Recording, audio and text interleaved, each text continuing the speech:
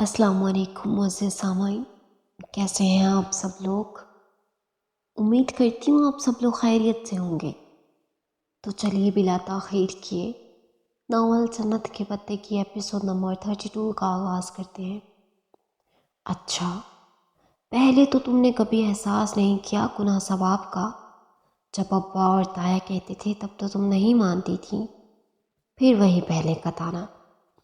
تو اماں، اگر میں تایا کے کہنے پہ اللہ کی مانتی تو میں قابل قبول ہوتی، مجھے شاباش بھی ملتی اور واہ واہ بھی، لیکن اگر میں اپنی مرضی سے اللہ کی مانوں تو میں قابل قبول نہیں ہوں۔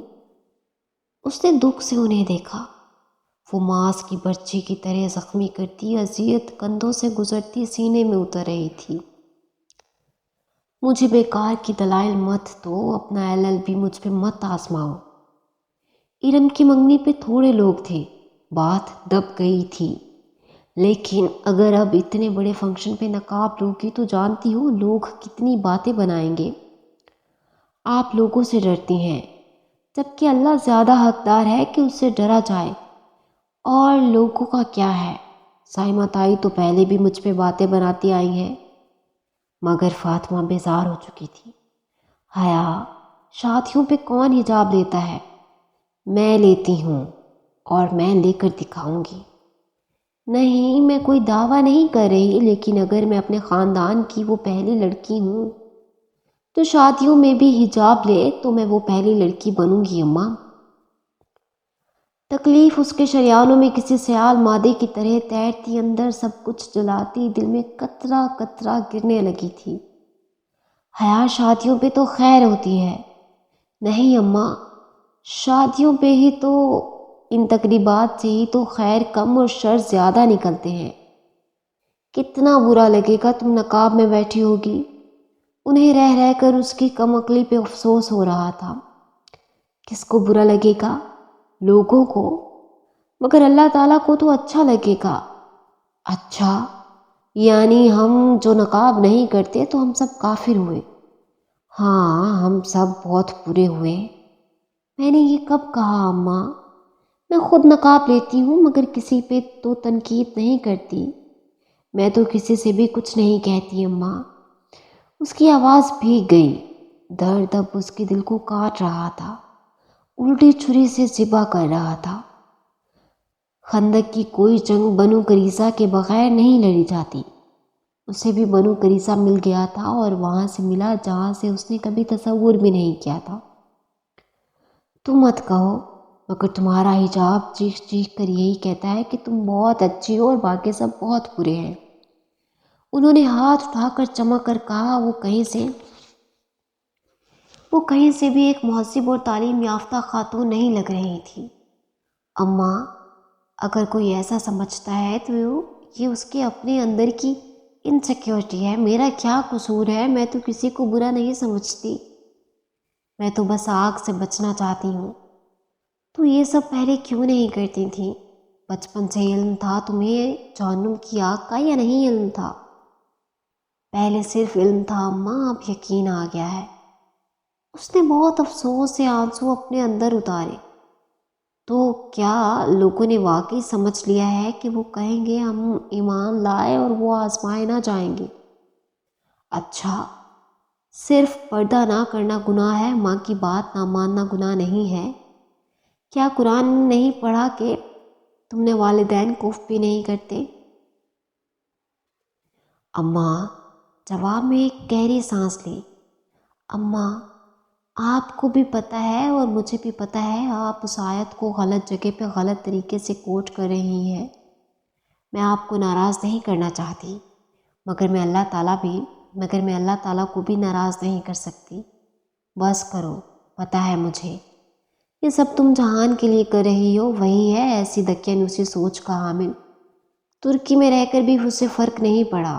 دیکھتی ہوں میں کس طرح روز فجر پہ مسجد جا رہا ہوتا ہے۔ اماں، کوئی لڑکی اپنی مرضی سے حجاب لینے لگے تو سب یہ کیوں فرض کر لیتے ہیں کہ وہ کسی کے دباؤ میں آ کر یہ کر رہی ہے؟ کوئی یہ ماننے کو تیار کیوں نہیں ہوتا کہ اس لڑکی کا اپنا دل بھی کچھ کہہ سکتا ہے؟ مگر پہلے تو تم نہیں کرتی تھی نا، وہ غصے سے کہتے اٹھی۔ اور کرو، جس سے بھی کرنا ہے نا کام، مجھے میں کون ہوتی ہوں کچھ کہنے والی، وہ تن فن کرتی باہر نکل گئی۔ الٹی چھری ابھی تک اس کے دل کو کاٹے جا رہی تھی، خون کے قطرے اندر ہی اندر گر رہے تھے۔ مائیں بھی بعض دفعہ کتنا دل دکھاتی ہیں، مگر انہیں کبھی احساس نہیں ہوتا۔ اس نے آنکھوں کو ہتھیلی کی پشت سے رگڑا، مگر آنسو پھر سے ابل پڑے۔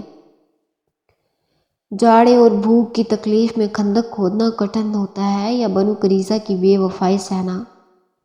اس نے خود سے پوچھا۔ اور اگر یہ دونوں ساتھ مل جائیں تب؟ اس کا دل ابھی تک تکلیف سے رس رہا تھا۔ پریزنٹیشن اچھی چلی گئی، جبکہ ولیمے کا فنکشن اس سے بھی اچھا۔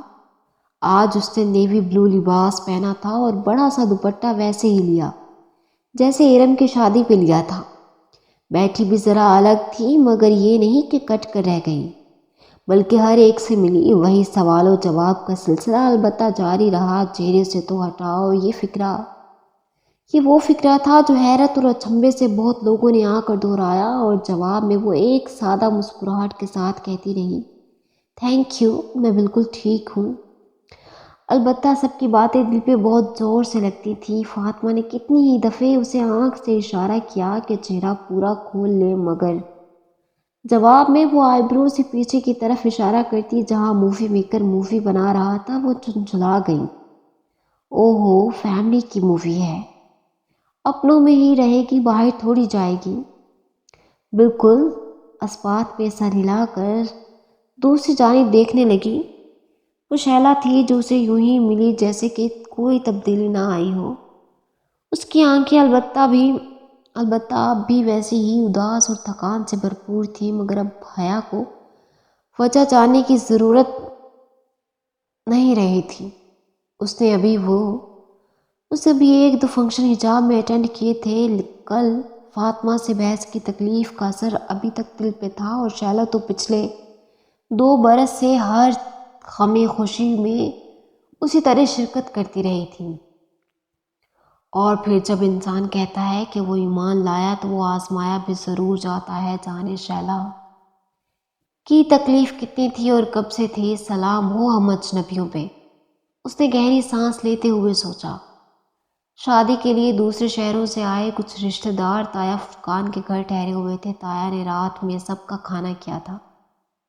اس وقت بھی ان کا گھر مہمانوں سے بھرا ہوا تھا۔ جب وہ پریزنٹیشن کا بتانے ان کی طرف آئی، لان میں اندھیرا اتر آیا تھا۔ تایا برآمدے میں ہی کھڑے تھے۔ اندر جانے والا دروازہ کھلا تھا، مگر آس پاس کوئی نہ تھا۔ البتہ اندر سے گہما گہمی اور رونق کسی آوازیں آ رہی تھیں۔ آج پریزنٹیشن اچھی ہو گئی، امید ہے پروجیکٹ ہمیں ہی ملے گا، فنرمیوں بشاشت سے بتانے لگی۔ جو سرد مہری کی دیوار ان دونوں کے درمیان آئی تھی وہ اسے گرانا چاہتی تھی۔ جو بھی تھا، اسے فطری طور پہ اپنے تایا سے بہت محبت تھی۔ خیر، مجھے تو اتنی امید نہیں ہے، پتہ نہیں تم ٹھیک سے کر کے آئی ہو یا نہیں، وہ رکھائی سے بولے تھے۔ وہ بہت اکھڑے سے لگ رہے تھے۔ نہیں تایا، بس اب بہت اچھا ہو گیا تھا، وہ پورا ہوم ورک کر کے گئی تھی۔ وہ خاموش رہے تھے، تنے ہوئے آئی برو اور ماتھا کے بل وہ اس سے خوش نہیں تھے۔ اس نے ایک اور کوشش کرنی چاہی۔ اچھا، باقر صاحب بتا رہے تھے کہ سائٹ بی میں وینڈر کچھ مسئلہ کر رہا ہے، سپلائی روک دی گئی ہے۔ میں سوچ رہی تھی کہ اگر میں خود وہ ایک دم رکی۔ دروازہ کھول کر داور بھائی باہر آ رہے تھے۔ حیا کسی میکانیکی عمل کے تحت دوپٹہ 2 انگلیوں سے تھوڑی سی اٹھا کر ناک تک لے گئی۔ تایا نے چونک کر اس کی حرکت کو دیکھا، اور پھر اندر سے آتے داور بھائی کو، جو اسے دیکھ کر رک گئے تھے، جیسے کشمکش میں ہوں کہ کھڑا رہوں یا پھر واپس چلا جاؤں۔ یہ تم کس سے پردہ کر رہی ہو؟ تایا نے کڑے تیوروں سے اسے دیکھا۔ لمحے بھر کو تو اس کو سمجھ میں کچھ نہیں آیا۔ جی، تم میرے بڑے بیٹے سے پردہ کر رہی ہو؟ تایا ابا، میں تو… اس نے کچھ کہنا چاہا، مگر وہ ایک دم بہت بلند آواز میں بولنے لگے۔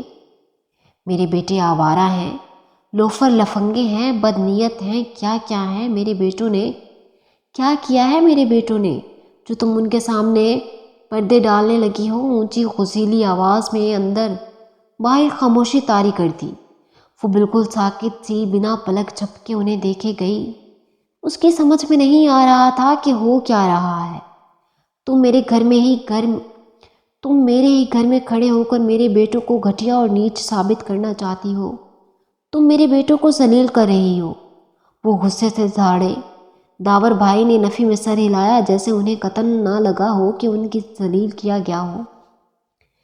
اندر سے لوگ باہر آنے لگے، کوئی کچن کے دروازے سے باہر نکلا، کوئی برآمدے کے دروازے سے۔ تماشا سج گیا اور تماشائی جمع ہو رہے تھے۔ میرے بیٹوں نے ساری عمر بھائیوں کی طرح تمہارا خیال رکھا ہے۔ اپنا بھائی تو اس کافر عورت کے ساتھ منہ کالا کر کے بیٹھ گیا ہے نا، مگر تم الٹا میرے بیٹوں کے خلاف محاذ بنا رہی ہو۔ پورے ترکی میں آوارہ پھرتے تمہیں پردے کا خیال نہیں آیا تھا۔ اس کا جیسے سانس رک گیا۔ اسی پل ان کو دیکھا، بمشکل وہ چند لفظ کہہ پائی، زاہد چچا آپ تایا ابا کو سمجھائیں، انہیں غلط فہمی ہوئی ہے، میں تو ٹھیک کہہ رہے ہیں بھائی۔ یہ ڈھکوسلے تم کسی کے لیے کرتی ہو؟ پہلے ساری زندگی خیال نہیں آیا؟ اب کہاں کا اسلام شروع ہو گیا ہے تمہارا؟ وہ جواباً اتنے غصے سے بولے، پورے خاندان میں ہمارا تماشا بنا کے رکھ دیا ہے، سب باتیں بنا رہے ہیں کہ حیا بی بی نقاب میں کھانا کھا رہی تھی۔ وہ پھٹی پھٹی نگاہوں سے انہیں دیکھ رہی تھی، ارد گرد مجمع کی نظریں، طنز، ذلت۔ اس نے کیا میں کچھ محسوس نہیں کیا تھا؟ آپ سب کو کیا ہو گیا ہے؟ وہ بولنا چاہتی تھی مگر لبوں سے بس کچھ نہیں نکلا۔ تایا ابا آپ کو تو حجاب بہت پسند تھا، آپ تو بکواس مت کرو میرے سامنے اور میری بات کان کھول کر سن لو۔ اگر تم آئندہ میرے گھر آؤ گی تو منہ لپیٹے بغیر آؤ گی۔ اگر تمہیں میرے بیٹوں کو اسی طرح ذلیل کرنا ہے تو تم میرے گھر آئندہ قدم مت رکھنا۔ انگلی اٹھا کر تنبیہ کرتے ہوئے وہ سرخ چہرے سے بولے تھے۔ اس سے مزید کھڑا نہیں ہوا گیا۔ وہ ایک دم پلٹی اور اپنے گھر کی طرف دوڑتی چلی گئی۔ پیچھے تماشائیوں کا مجمع، کہیں فاطمہ بھی تھی مگر وہ بھی اس کا ساتھ دینے کے لیے آگے نہیں بڑھی تھی۔ ان سب نے اسے اندھیری خندق میں تنہا چھوڑ دیا تھا۔ اپنے لان میں وہ برآمدے کی سیڑھیوں پہ ہی گرنے کے انداز میں بیٹھ گئی، اس کے ہاتھ کانپ رہے تھے۔ وہ قدموں میں سکت نہیں رہی تھی، آنکھوں سے گرم گرم آنسو ابل کر گرتے جا رہے تھے۔ اتنی ذلت، اتنی تحقیر، اتنا تماشا۔ یہ تایا فرقان تھے، ساری عمر اسے حجاب پہ ہی اختلاف رکھنے والے تایا فرقان اب حجاب پہ ہی اس کے خلاف ہو گئے۔ اس کا دین، شریعت سب کدھر گیا تھا؟ اس کی گردن گھٹنوں پہ جھکی تھی، وہ روئے چلے جا رہی تھی پورے خاندان کے سامنے۔ تایا نے اسے ذلیل کیا تھا، اسے لگا وہ اب کبھی سر نہیں اٹھا سکے گی۔ گاڑی کے اندر آنے کی آواز آئی، پھر کوئی اس کے ساتھ آ بیٹھا۔ آج میرا چالان ہوتے ہوتے بچا، پوچھو کیوں؟ کسی اور ہی دھن میں محظوظ سا بتا رہا تھا۔ وہ ایک دم کھڑی ہو گئی۔ جان نے حیرت سے سر اٹھا کر اسے دیکھا۔ اس کا چہرہ آنسو سے بھیگا ہوا تھا۔ حیا کیا ہوا؟ ماموں ٹھیک ہو جائیں گے، پریشان مت ہو۔ اس نے یہی اندازہ لگایا کہ وہ ابا کی وجہ سے رو رہی ہے۔ کچھ ٹھیک نہیں ہوگا، اب کچھ بھی ٹھیک نہیں ہوگا۔ وہ روتے روتے بس اتنا ہی کہہ پائی، پھر آنسو ہر منظر پہ غالب آنے لگے۔ وہ پوچھتا رہ گیا مگر وہ اندر دوڑی چلی آئی تھی۔ پوری رات وہ سو نہیں سکی۔ اتنی ذلت، اتنا تماشا۔ تایا درست بھی ہوتے پھر بھی یہ کون سا طریقہ تھا بات کرنے کا؟ اب تک پورے خاندان کو پتہ چل چکا ہوگا، وہ ہر جگہ بے عزت ہو کر رہ گئی ہوگی۔ رات بھر وہ روتی رہی، صبح سر بھاری ہو رہا تھا۔ فریش ہونے تک اس نے فیصلہ کر لیا تھا کہ آج وہ ابا سے بات کرنے تایا ابا کو ان کا اٹارنی انفیکٹ بنا دے گی۔ تایا ابا کو مسئلہ اس کے حجاب سے نہیں، اس کے آفس آنے سے تھا، سو اب وہ یہ سارا مسئلہ ختم کر دے گی۔ ناشتے کی میز پہ وہ اور فاطمہ اکیلی تھی۔ سبین پھپھو ابا کو ناشتہ کروا رہی تھی اور جہان پتہ نہیں کہاں تھا۔ یہ ہوتا ہے ماں باپ کی نافرمانی کا انجام۔ سارے خاندان میں بے عزتی کروا کے رکھ دی۔ فاطمہ خفگی سے بولے جا رہی تھی۔ وہ سر جھکائے، چند لقمے بمشکل زہر مار کر سکی، پھر اٹھائی۔ ایسے لمحوں میں وہ اس سیمینار میں واپس پہنچ جایا کرتی تھی جس میں اناتولین استنبول میں اٹینڈ کیا تھا۔ اسے شیشے کی دیواروں سے ٹکرا کر گرتی چڑیاں یاد آتی تھیں۔ اس نے بھی تو اپنے گرد ایسی ہی دیوار بنا رکھی تھی، اور یہ لوگ تو انہی پرندوں کی طرح تھے۔ پہلے وہ ان کی بات سن لیتی تھی تو وہ سمجھتے تھے کہ اب بھی سنتی رہے گی، اور وہ اسی طرح اس کو تھکا نہیں سکتے۔ شیشے کی دیواروں سے ٹکرانے میں نقصان پرندوں کا ہی ہوتا ہے، دیوار کو کیا فرق پڑتا ہے؟ ابا اسی طرح نحیف و کمزور سے لگ رہے تھے۔ اسے دیکھ کر ذرا سے مسکرائے۔ کام کیسا جا رہا ہے؟ سب ٹھیک ہے ابا۔ اس نے بہت سے آنسو اپنے اندر اتار لیے اور بظاہر مسکرا دی۔ بہت محنت کر رہی ہے یہ لڑکی، پھپھو مسکرا کر کہتی۔ ناشتے کے برتن اٹھا رہی تھی۔ پتہ نہیں انہیں رات کے واقعے کا علم تھا یا نہیں، پھر بھی ان سے نگاہ نہیں ملا سکی۔ آفس میں ایک بری خبر اس کے منتظر تھی۔ ٹریڈ سینٹر کا پروجیکٹ انہیں نہیں ملا تھا۔ اس بات نے اسے مزید شکستہ دل کر دیا۔ اس نے باقر صاحب کو بلوایا تاکہ ان کو اپنے ارادے سے آگاہ کر دے اور وکیل صاحب کو بلوا سکے، مگر پہلے اس نے بے اختیار ہی وہ تکلیف دہ موضوع خود ہی اٹھا لیا۔ اتنی اچھی پریزنٹیشن دی تھی، پھر ہمیں وہ پروجیکٹ کیوں نہیں ملا؟ رات کے واقعے کی تھکن اور اذیت اس کی آنکھوں میں اتر آئی تھی۔ انہیں ہمارا پلان پسند نہیں آیا، وہ شاید کچھ اور چاہتے تھے۔ اچھا۔ وہ خاموش ہو گئی۔ کچھ سوچ کر اس نے باقر صاحب سے کوئی اور بات نہیں کی اور انہیں بھیج دیا۔ اس کے جانے کے بعد اس نے سارا پروجیکٹ پلان نکالا اور سرے نو جائزہ لینے لگی۔ ٹھیک ہے کہ وہ آج آفس چھوڑ دے گی، اور یہ بھی ٹھیک ہے کہ اسے ان معاملات کا کوئی تجربہ نہیں، مگر وہ صرف یہ دیکھنا چاہتی تھی کہ اس سے کیا غلطی ہوئی ہے۔ تمام خاکے اچھے تھے، بقول آرکیٹیکٹ بے حد شاندار، مگر جب اس نے پہلی دفعہ ان کو دیکھا تھا تو اس کے ذہن میں کیا بات آئی تھی؟ کچھ غیر آرام دہ لگا تھا اسے۔ اس نے ذہن پہ زور دیا اور ایک دم کسی بہتی ندی کی طرح وہ خیال امڑ آیا، موت کا کنواں۔ اور اگلے ہی لمحے اسے غلطی نظر آئی، داور بھائی کی شادی کی کچھ شاپنگ اور فاطمہ اور اس نے لاہور سے کی تھی، کچھ کام سے وہ شاہ عالمی مارکیٹ چلے گئے تھے۔ غلطی یہ کی کہ اپنی کار لے گئی تھی۔ وہاں ایک ملٹی سٹوری پارکنگ بلڈنگ میں کار پارک کرنا پڑی، وہ بھی چوتھی منزل پہ۔ گول گول گھومتی منزلیں، تنگ تاریک جگہ، گاڑی اور اوپر چڑھانا گویا یوں تھا جیسے موت کے کنویں میں ڈرائیو کرنا۔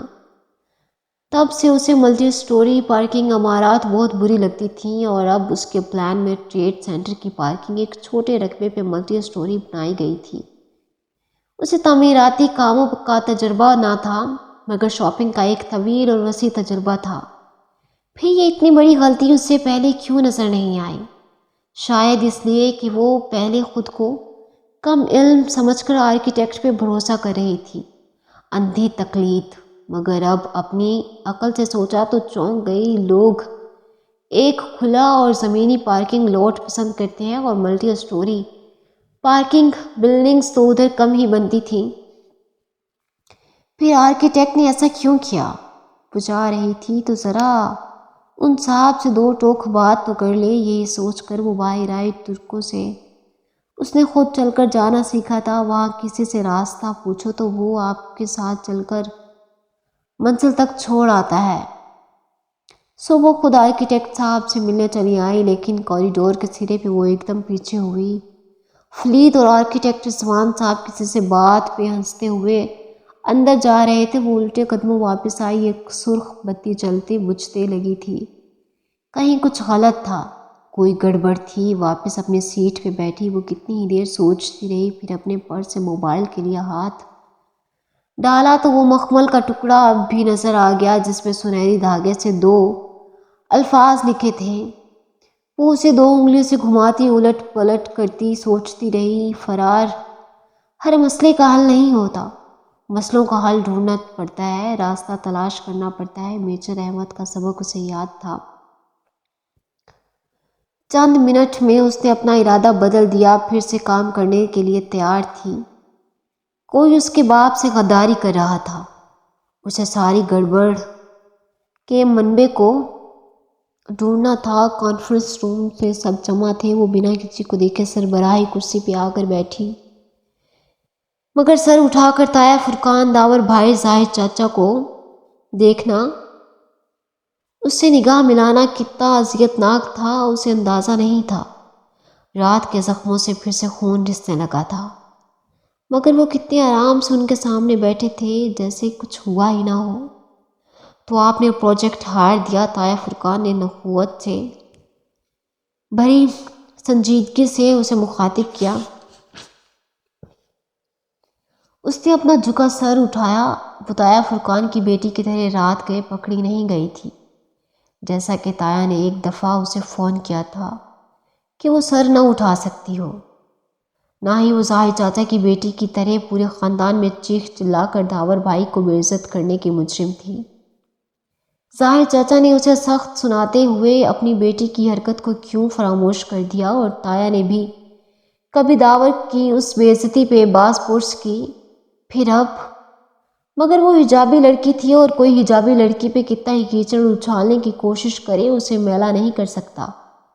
جی سر، میں نے ہار دیا، تایا کی آنکھوں میں آنکھیں ڈال کر اس نے سپاٹ انداز میں کہا تھا۔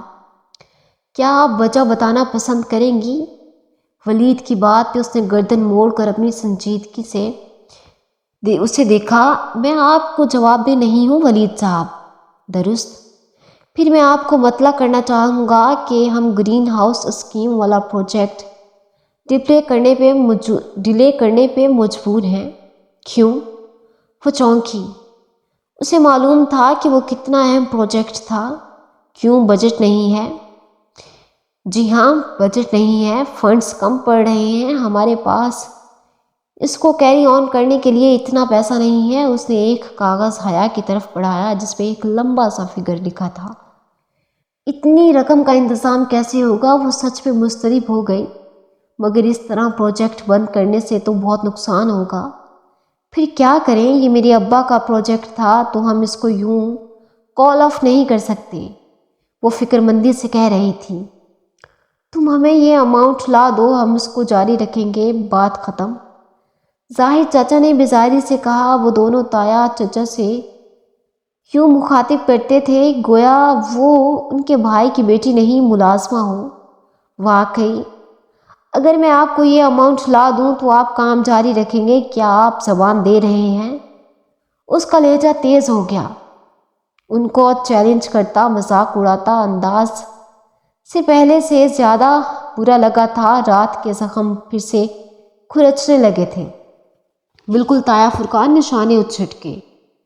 ٹھیک ہے، میں پیر کی صبح آپ کو اپنے فیصلے سے آگاہ کر دوں گی، وہ فائل بند کرتے ہوئے حتمی انداز میں بولی۔ پھر جب وہ اپنے آفس میں واپس آئی تو موبائل بج رہا تھا۔ اس نے کرسی پہ تھکے تھکے انداز میں گرتے ہوئے فون اٹھایا۔ نمبر جہان کا تھا۔ کیسی ہو؟ وہ چھوٹتے ہی فکر مندی سے بودلا تھا۔ ٹھیک ہوں، اس نے انگلیوں سے پیشانی مسلتے ہوئے جواب دیا۔ بے خوابی کے باعث سر بے حد درد کر رہا تھا۔ چلو پھر لنچ ساتھ کرتے ہیں، میں نے ایک چھوٹا سا اٹیلین ریسٹورنٹ دیکھا ہے، تمہیں ایڈریس سمجھاؤں؟ سارے دن میں وہ پہلی دفعہ ہنسی تھی۔ میرا شوہر ہے جہان بے، یہ میرا شہر ہے جہان بے، مجھے اس کے سارے راستے معلوم ہیں، ریسٹورنٹ کا نام بتاؤ؟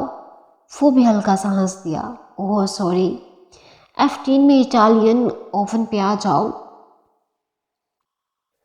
کار ڈرائیور چلا رہا تھا۔ وہ پچھلی نشست میں بیٹھے سیل فون پہ نمبر ملا رہی تھی۔ اس نے ابا کی نصیحت پہ عمل کرنے کا سوچا۔ کال ملا کر اس نے فون کان سے لگایا۔ صد شکر کہ انہوں نے کال ریسیو کر لی۔ السلام علیکم ذیشان انکل، میں حیا بات کر رہی ہوں۔ کار ٹریفک کے ساتھ بہتی چلی جا رہی تھی، اسی طرح اس کے تنے پریشان اعصاب ڈھیلے پڑتے جا رہے تھے۔ ان سے بات ختم کی تو آفس سے فون آ گیا۔ فنڈر مال کی سپلائی کھولنے پہ تیار نہ تھا، اور پرانی قیمت پہ تو ہرگز نہیں۔ सरासर ब्लैक मेलिंग थी और ब्लैक मेलर से तो उसे नफरत थी। कल मेरी मीटिंग अरेंज करवा दें, मैं उन साहब से खुद बात करना चाहूँगी। उसने बंद कर दिया। कार रेस्टोरेंट के सामने आ खड़ी हुई। वो अतालवी रेस्टोरेंट की बलाई मंजिल की सीढ़ियाँ चढ़ते ऊपर आई। दोपहर का वक्त था, तमाम मेज़ें खाली थीं। हॉल की एक दीवार शीशे की बनी थी जिससे नीचे डबल रोड और उसके पार ग्रीन बेल्ट के दरख्त सब्ज नजर आ रहे थे। शीशे की दीवार के साथ कोने की मेज पे वो बैठा था। उसे आते देखकर वो धीरे से मुस्कुराया। वो बिना किसी दिक्कत के उसे नकाब में पहचान लेता था। पहली दफ़े जब वो नकाब में उसके पास गई थी, फ्रीडम फ्लोटिला के एहतजाज के दिन, तब भी उसने कोई हैरानी जाहिर नहीं की थी। शायद वो हैरान कम ही होता था। पहले फैसला कर लो कि लंच किस की तरफ से है। कुर्सी खींचकर बैठते हुए उसने मेज़ पे अपना पर्स रखा। ऑफ कोर्स तुम्हारी तरफ से है। असगर एंड संस के कायम मकाम एमटी मुझ गरीब आदमी को लंच तो करवा ही सकती है। श्योर, उसने बशाशत से कहते हुए मोबाइल पर्स में रखने के लिए पर्स खोला। मखमल का टुकड़ा अंदरूनी जेब में 1000 के एक नोट के साथ रखा था। 1000 का नोट। उसे बंद करते हुए चौंकी, फिर बिना महसूस से अंदाज में पर्स को अंदर से देखा। उसका रुपयों वाला पाउच ऑफिस में ही रह गया था। अब सिवाय उस लावारिस से नीले नोट के उसके पास कुछ नहीं था। अल्लाह अल्लाह, कारोबारी उलझनों में पाउच उठाना याद नहीं रहा। अब क्या करें? क्या हुआ एमडी साहिबा, पैसे तो नहीं भूल आई? वो मुस्कुराते हुए उसे देख रहा था। एक तो इस आदमी की उकाबी निगाहें। उसने संभल कर पर्स बंद किया। तुम एमडी साहिबा से ऐसी गैर जिम्मेदाराना हरकत की तवक्को कर सकते हो? बज़ाहिर मुस्कुराते हुए वो सीधी हुई। नहीं खैर, ऑर्डर करो, तुम्हारा शहर है, तुम्हें ज़्यादा पता होगा। वो पीछे होकर बैठ गया। हया ने श्योर कहते हुए मेन्यू कार्ड उठा लिया। उसको लंच करवाना था और वो भी 1000 के नोट से। एटीएम भी पाउच में था और वो कोई ऐसी हरकत नहीं कर सकती थी जिससे जहान को पता चले कि वो पैसे वाकई भूल आई है, वरना अदायगी वो कर देगा। सवाल अना का था, लेकिन 1000 में इसे अतालवी लंच कैसे करवाऊं? उसने कदरे इस्तराब से फहरिस्त देखी। सुनो, सिर्फ मेन कोर्स मंगवाना, सलाद और ड्रिंक्स के फालतू अखराजात मुझे पसंद नहीं हैं। वो कुर्सी की पुश्त से टेक लगाए, मुस्कुराहट दबाए उसे बगौर देखता कह रहा था, ओके, मुझे तो कोई ख़ास भूख नहीं है, दिल नहीं चाह रहा। ऑर्डर देखकर उसने कार्ड रख दिया। जहां ने मुस्कुराहट दबाते हुए समझकर सर हिलाया। चंद लम्हे खामोशी की नजर हो गए। वो शीशे की दीवार से बाहर देखने लगी। उसे शीशे से तो परिंदा नहीं आ टकराया था। इस शीशे से तो कोई परिंदा नहीं आ टकराया था। शायद परिंदे तामीर के बाद सिर्फ पहले मौसम में टकराते हों, बाद में आदी होकर रास्ता बदल लेते हों। रास्ता परिंदों को ही बदलना पड़ता है, दीवार वैसे ही खड़ी रहती है। कल क्या हुआ था? हया ने निगाहें मोड़ कर उसे देखा। अब तक तो तुमने पता करवा ही लिया होगा। बहरहाल ताया ने सारे ख़ानदान के सामने मेरे पर्दे की वजह से मुझे बेइज्जत किया, तमाशा बनाया, घर से निकाल दिया, इसके अलावा और कुछ नहीं। जहान ने कदरे तासुब से नफ़ी में सर हिला दिया। पुरानी आदतें आसानी से नहीं जाती। इसी तरह लोगों को जलील करने के वो आदी हैं। कितना आसान है उन लोगों के लिए अपनी अना को पीछे रिश्ते तोड़ देना। जो भी है, मैं अब्बा की कुर्सी उनके लिए खाली नहीं करूँगी। ये फैसला मैंने कर लिया है। अब इस किस्से को बंद कर देते हैं। तुम बताओ, तुमने तुर्की वापसी का क्या सोचा है? सब मुझसे यही पूछते हैं कि वापसी का क्या प्रोग्राम है। लगता है मुझसे तंग आ गए हैं। दिल करता है कि मेरा मासन की तरह कबूतर बनकर किसी गार में छुप जाऊं। उसने गालबन कोई तुर्क मुहावरा बोला था।